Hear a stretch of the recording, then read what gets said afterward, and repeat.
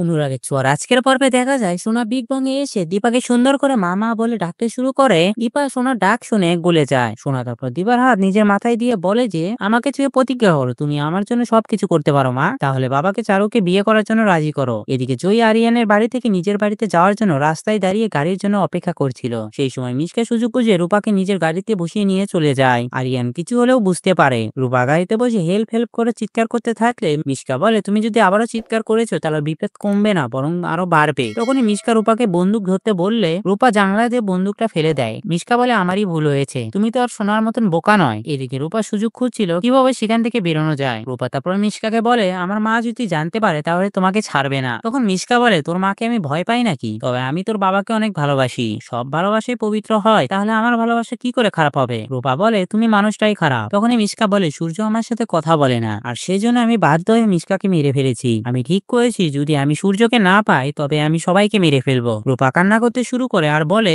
মা তোমার এত কাছে ছিলাম কখনো বলতে পারিনি নিজের আসল পরিচয়। গাড়িতে বসে রূপা মিশকার মাথায় একটা লাঠি দিয়ে মেরে সেই গাড়ি থেকে বেরিয়ে পড়ে। সঙ্গে সঙ্গে আরিয়ান রূপাকে জিজ্ঞেস করে তুই এখানে কি করছিস। রূপা ভাবে যে মিশকা আন্টি ওকে দেখে নিশ্চয় চলে গেছে, নাকি ওর কোনো ক্ষতি করে দেবে। তখনই আরিয়ান জয়ীকে বলে আমি তো চোখে দেখতে পাই না, সেজন্য ভুল করে এখানে চলে এসেছি, হয়তো তুই কাউকে বলিস না, তবে এখন তুই আমাকে বিগ বাং এ নিয়ে যা, আমি মায়ের কাছে যেতে চাই। এদিকে সোনা দীপাকে বলে তুমি নিজে দাঁড়িয়ে থেকে ওদের বিয়ে দিবে। দীপা বলে তুই আমার কাছ থেকে তো আমার জীবনটাই চেয়ে বসলি। সোনা বলে কেন, তুমি না বলতে সোনার উপা এদের জন্য আমার জীবনটাও দিয়ে দিতে পারি। তখনই আরিয়ান রূপাকে নিয়ে বিগ বাং এ আসে, যেটা দেখে সোনা হজম করতে পারে না। তারপর রূপা তার মাকে জড়িয়ে ধরে বলে মা এই অন্ধকার আমার ভালো লাগছে না, আমি চোখে দেখতে চাই। ওলি সঙ্গে সঙ্গে সে আরিয়ানের হেলমেটটা পরলে আরিয়ান বলে তুই কিছু বলবি। তখনই সোনা বলে তুই শুধু জয়ীকে ড্রপ করতে এসেছিস নাকি আমাকেও ড্রপ করবি। আরিয়ান বলে তুই যাবি তো চল। রাস্তায় অলি যখন আরিয়ানের কাঁধে নিজের মাথা রাখে আরিয়ান বলে ঠিক করে বসতে পারিস না কেন, কই জয়ী তো তোর মতন করে না। অলি মাথা গরম করে বাড়িতে আসে। তখনই চারু জিজ্ঞেস করে তুমি কোথায় ছিলে। তখনই অলি বলে তোমার সঙ্গে বাবার পার্মানেন্ট ব্যবস্থা করতে গিয়েছিলাম, আমার মা দাঁড়িয়ে থেকে তোমাদের বিয়ে দিবে, আমাকে কথা দিয়েছে। সূর্য এদিকে বিগ বং এ এসে দীপাকে সাহায্য করতে চায়, কিন্তু দীপা দেখতে পারে চারু বারবার করে সূর্যকে ফোন করছে আর সূর্য ফোনটা কেটে দিচ্ছে। তখনই দীপা বলে যে আপনি বাড়িতে যান, আপনার কাছে সময় নেই। তখন সূর্য বলে যে আমি হাতে করে অনেক সময় নিয়ে তারপরে এসেছি।